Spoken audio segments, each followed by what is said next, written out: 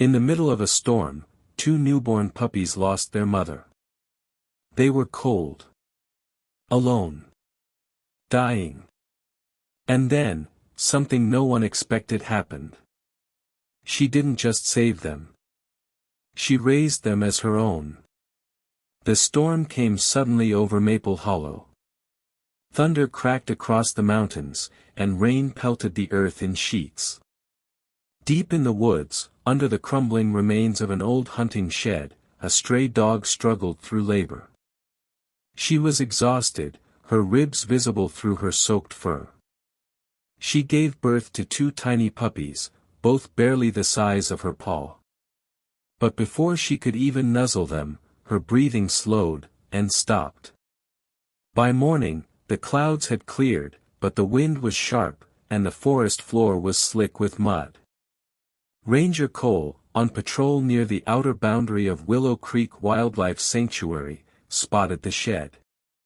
He saw movement, small and frantic. When he crouched down, he found the lifeless mother and the puppies, crying and cold. No mother. No warmth. No time, he muttered. He gently scooped the puppies into his jacket and drove straight to the sanctuary. Dr. Helena Reyes had worked with wild animals for over 20 years. She had treated everything from orphaned bears to injured owls. But nothing prepared her for what Cole brought in that day. "They're less than 2 days old," she said, holding one pup in her gloved hands. "They haven't even opened their eyes. They need constant feeding, warmth, and a mother's milk." "We don't have a nursing dog," Cole replied. "But we do have Saffron." Helena stared at him. "You're suggesting a wild bobcat raised 2 puppies? She just had her own litter last week. You said yourself, she's unusually calm for a wildcat." Helena looked through the observation window at Saffron, a golden-furred bobcat resting with her newborn cubs. She had been rescued from a forest fire 3 months earlier, pregnant and badly burned. Against all odds, she survived. And now, she was a mother. "She's not a domestic animal," Helena warned. "If she sees them as a threat, they'll die either way," Cole said quietly. The decision was made. Wrapped in a soft towel, the puppies were placed just inside the entrance of Saffron's enclosure. Staff members stood by with long poles and emergency gear, ready to intervene. Saffron rose. Her yellow eyes locked on the new scents. She padded forward, slow and cautious. She sniffed the towel. Then one pup let out a weak whimper. Everyone held their breath. Then Saffron did something no one expected. She lowered her head and began to lick them, one gentle stroke at a time. Cole exhaled. Helena covered her mouth. "She's accepting them," Helena whispered, stunned.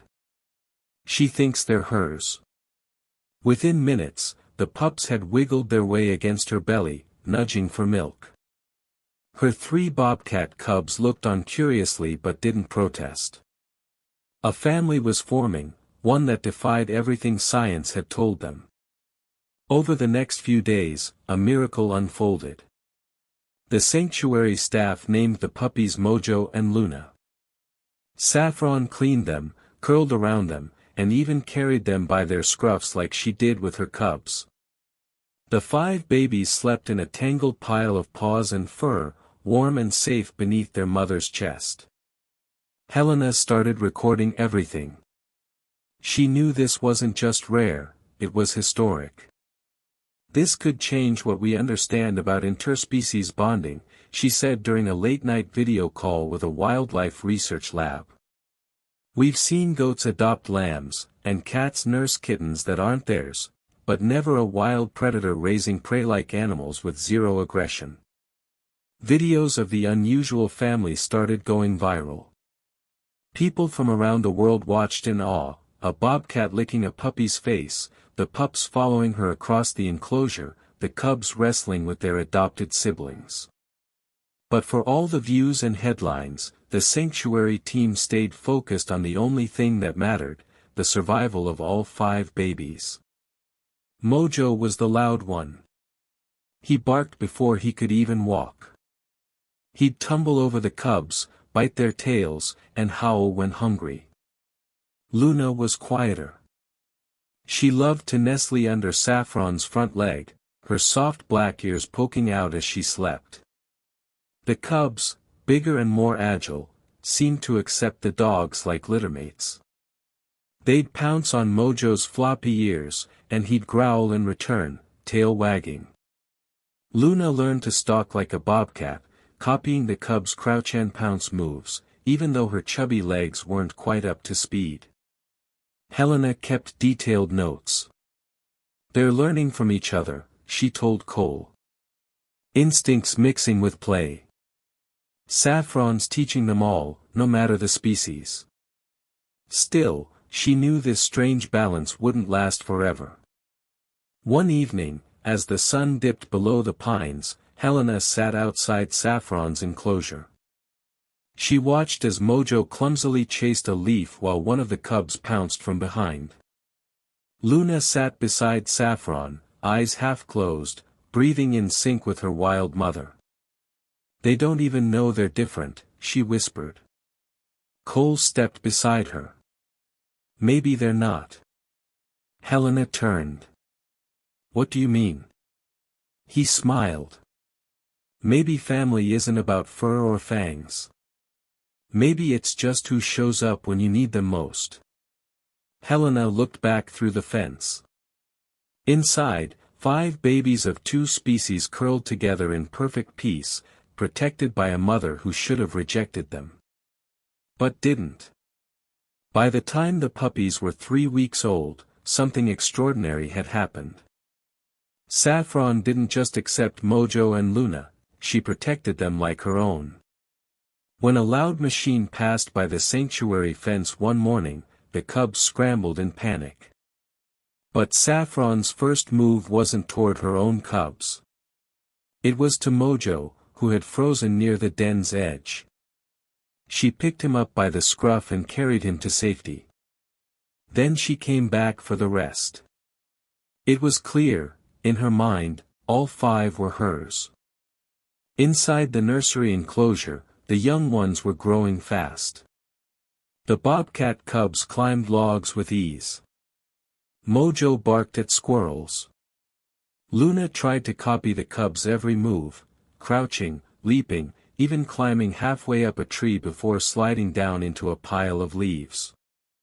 Helena and Cole stood behind the glass one afternoon, watching Luna's clumsy attempts.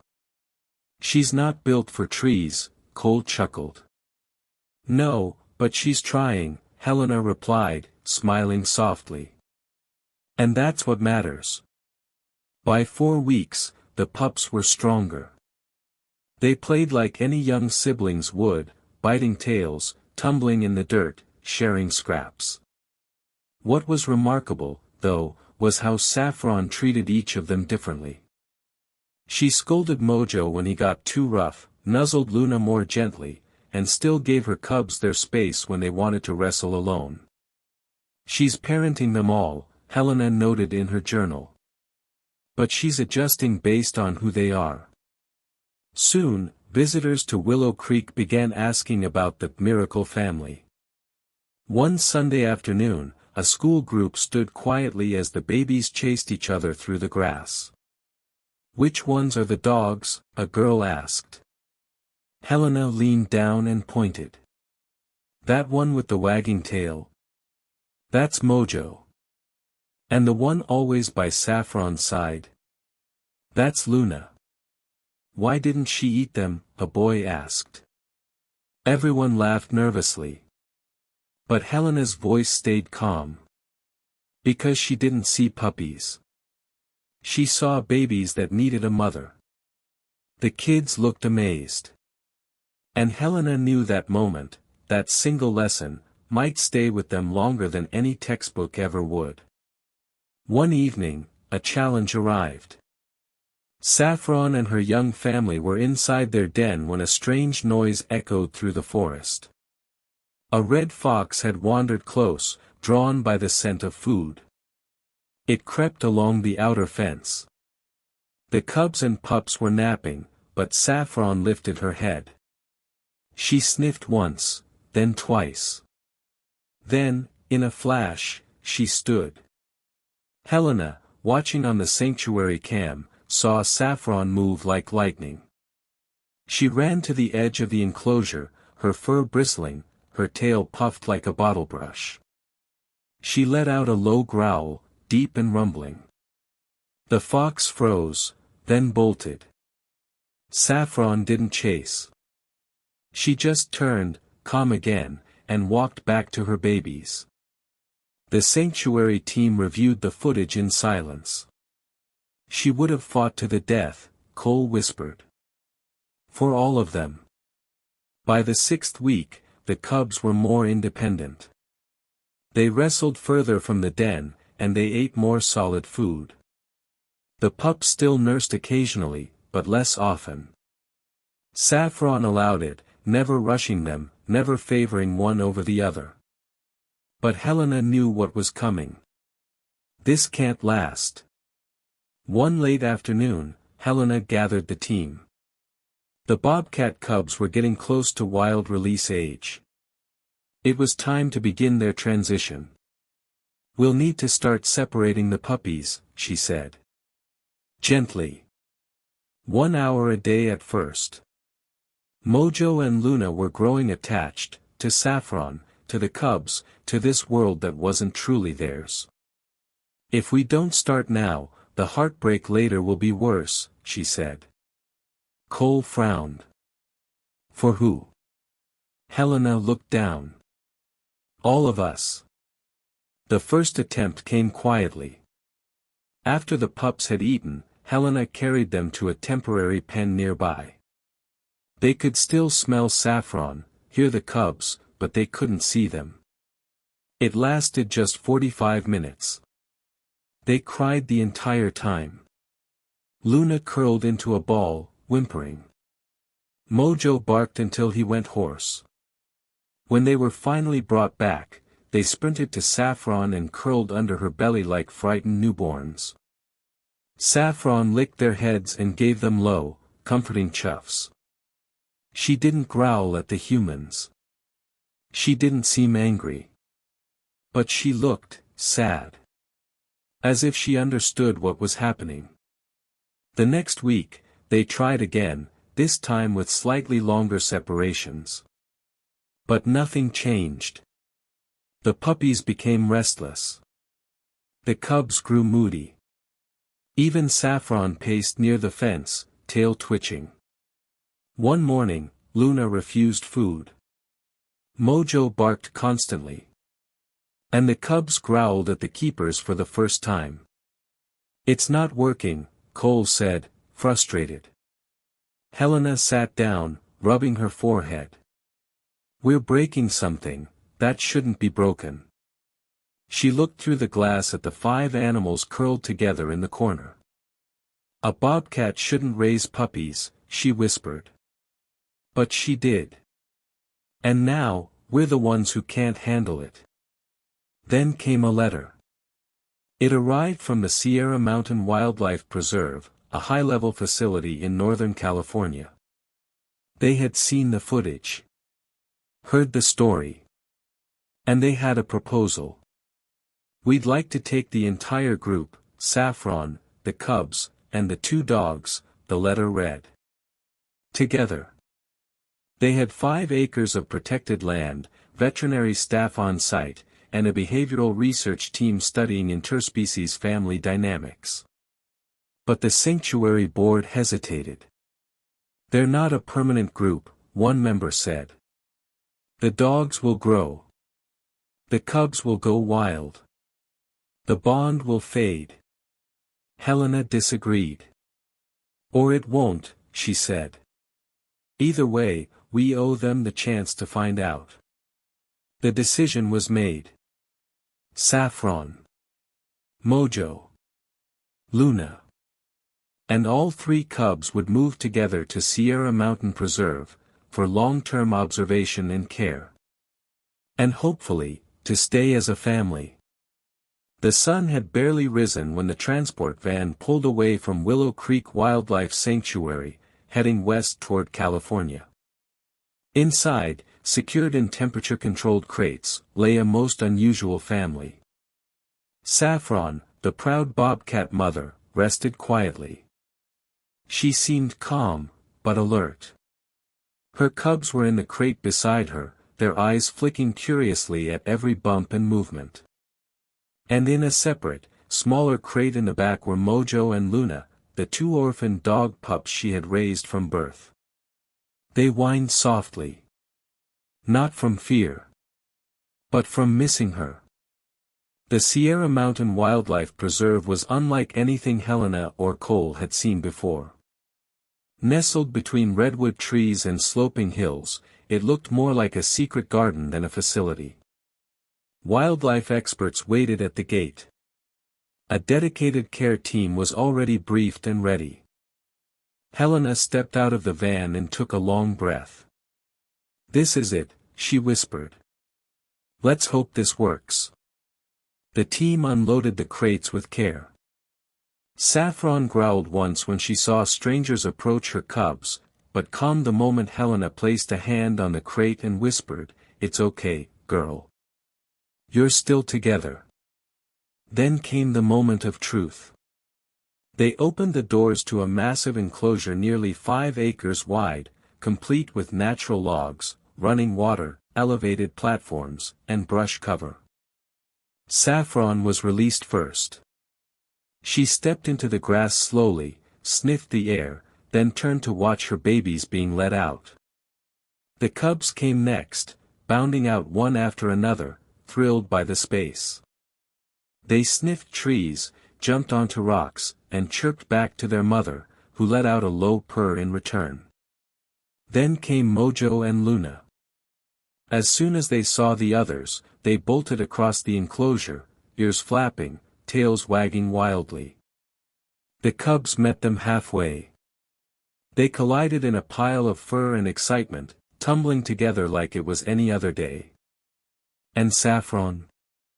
She walked over calmly, placed herself in the middle of all 5, and sat down. Quiet. Proud. Whole. Helena felt her eyes sting. "They still remember," Cole whispered. "It's like they never left each other."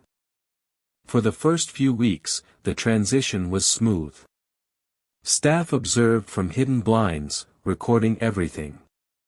The cubs adapted quickly. They explored every inch of their new home, climbed trees higher than ever, and even started stalking insects and birds. Mojo chased squirrels, never catching them, but barking with joy. Luna stayed close to Saffron, her shadow even now. But something had changed. Saffron was starting to let go.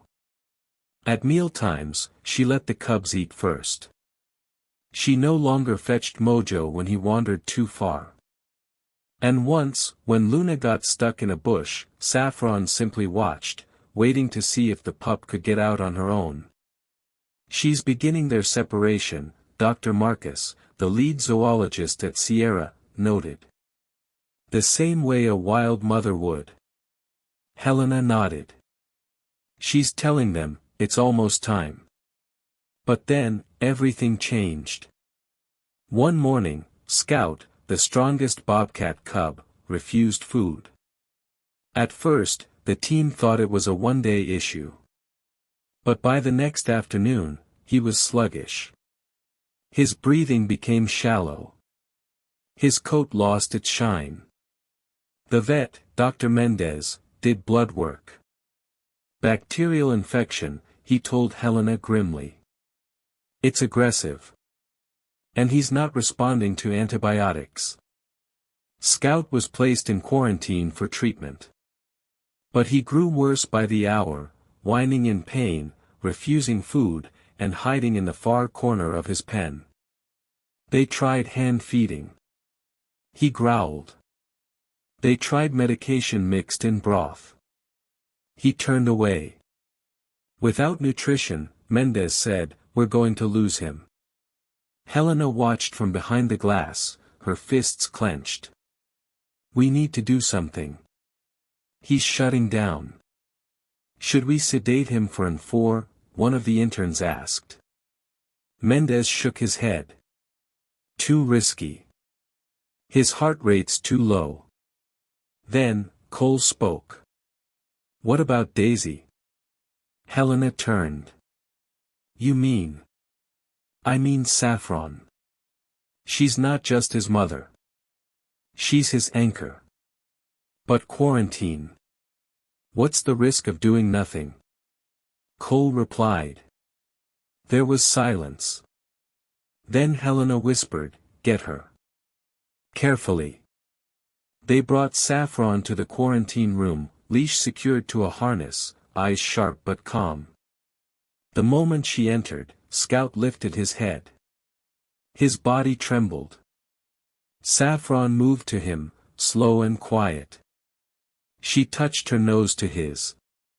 Then, just like she did when he was a cub, she began grooming him, softly licking his ears and neck. Everyone froze. Then Scout did the unthinkable. He stood, wobbly, but standing. And he ate. Just a few licks of broth at first. Then more. Then he nuzzled into Saffron's fur, letting her curl around him once again. It was medicine that no syringe could give. Over the next 3 days, Scout improved steadily. Saffron stayed by his side. When the vets came in, she didn't growl. She simply stood between them and her son, watching. By day 5, he was strong enough to return to the main enclosure. Saffron was released first. She stepped into the grass. Scout followed, tentative at first, but stronger with every step. When the others saw him, they ran forward. Mojo barked. Luna yelped and jumped. The cubs tackled their brother gently. And Saffron? She sat nearby, her eyes glowing. Watching. Waiting. Whole again. That night, Helena sat on the staff cabin porch with Cole beside her. The stars were out. She healed him, Cole said. She held him through the sickness, Helena replied. Just like she did when they were newborns. Wild animal or not, that's a mother. Helena looked toward the enclosure where the unusual family slept together once more. She changed everything, she whispered. What we know. What we think is possible. 2 months after Scout's recovery, the Sierra Mountain team noticed a shift. The cubs, now nearly a year old, were no longer babies. They climbed trees like masters, hunted insects, leapt effortlessly across logs, and slept in higher perches, away from the den. Their blue eyes had turned golden, their spots fading into sleek adult coats. And Mojo and Luna? They still wagged their tails, barked at birds, and nuzzled into Saffron whenever she lay down. But they, too, were growing. Their paws were larger. Their energy, boundless. The 5 had become a unit, still family, but clearly on different paths. One afternoon, Dr. Marcus called Helena aside. I've been watching them closely, he said. The Bobcats are distancing themselves, naturally. Saffron's done her part. Now she's letting them go. And the dogs? Helena asked. Marcus sighed. They're confused. Still loyal. Still close. But they're dogs, Helena. And dogs need people. Helena knew he was right. But it still hurt. The decision came quietly. Saffron and her cubs would transition into the preserve's deep wild sector, 20 acres of enclosed forest with minimal human interaction. It would prepare them for future release or a life as educational ambassadors in the wild sector. But Mojo and Luna would stay in the main sanctuary, living under human care, surrounded by trained staff and volunteers who had fallen in love with them. The only question left was how to say goodbye. On their final day together, the five were given the entire enclosure. No visitors. No observers. Just sunshine and trees and the family who had beaten all odds. Mojo chased butterflies. Luna splashed in the creek with the cubs. Saffron napped in the grass while her 5 young ones curled around her, like they had so many months before. Helena stood quietly behind the observation glass, watching with Cole and Dr. Marcus. "This isn't the end," she said softly. "It's a beginning," Marcus nodded. When the sun dipped low, the keepers gently called Mojo and Luna toward the gate. They came, slowly, tails low. Saffron didn't follow. Instead, she stood where she was, her golden eyes locked onto them. Luna whimpered. Mojo stopped walking, looking back. Then, in a moment that no one would forget, Saffron walked up to them, one last time. She pressed her face gently to Luna's. Then to Mojo's. And then she turned, without a sound, and walked away. The cubs followed her, their wild lives ahead of them. And Mojo and Luna? They sat in the grass a while longer, watching. Then, slowly, they turned too, and walked back toward the people who now waited to care for them. 6 months later, Helena returned to Sierra for a special visit. Mojo and Luna had adjusted beautifully. They now helped teach school groups about animal rescue and kindness. Mojo was loud and goofy. Luna, calm and watchful, just like Saffron. In the deeper sector, the 3 Bobcat cubs thrived. Strong. Healthy. Wild. And Saffron? She was older now. Her golden fur had thinned slightly. But she still prowled with grace. That day, Helena brought something with her. A soft blanket that had once lined Saffron's den. It still held the faint scent of the pups. When she approached the wild sector fence, she left the blanket near the edge. Saffron emerged silently. She sniffed the air. Then, slowly, she lay down on it. Eyes closed. Tail flicking. A memory, perhaps. Or maybe just peace. Helena would later say in a public lecture. Love doesn't need matching species. It doesn't care if you growl or bark or purr. It simply says, "You are mine, and I will not leave you." And somewhere in the redwoods of Sierra Mountain Preserve, 5 young animals, and the wild mother who raised them, proved it true. Forever.